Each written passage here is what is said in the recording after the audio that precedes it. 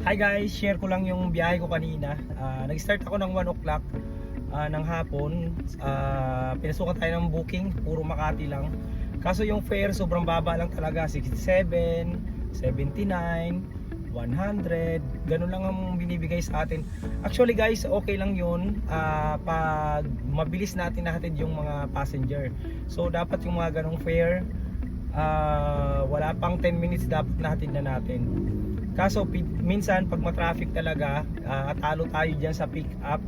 And pag train up natin, pag umabot yan ng 30 minutes, so malaking kawalan sa oras natin. So mabuti na lang, pinasukan tayo ng booking papunta dito sa Marikina from Makati. Ang fare is 600 plus. And sa loob ng isang oras mahigit lang natin kaagad yung ating passenger. So pagka ganun, panalo na yung mga ganong booking. So ang mahirap lang minsan pag puro maliliit yung binibigay sa'yo. Ako kasi bihira ako mag-cancel, lalo na ngayon dahil mayroong time out nga. So mapopost yung account mo pag madalas ka mag-cancel. So kaya ako hanggat maaari hindi ako nagka-cancel sa pagbibiyahe.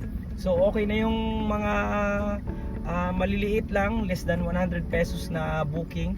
Ang mahalaga sa akin ay mahatid ko siya ng mabilis and makakuha ako kagad ng pasahero.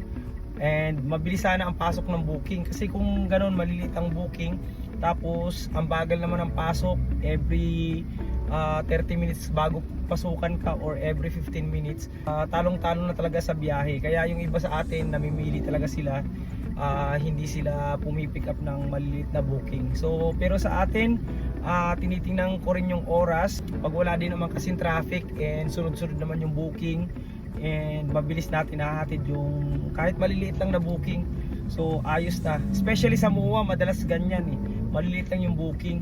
Pero okay na yan dahil may time din kasi na patay yung oras. So kumbaga wala masyadong pumapasok na booking. So mas maganda na yun kaysa nakatambay tayo and paikot-ikot lang.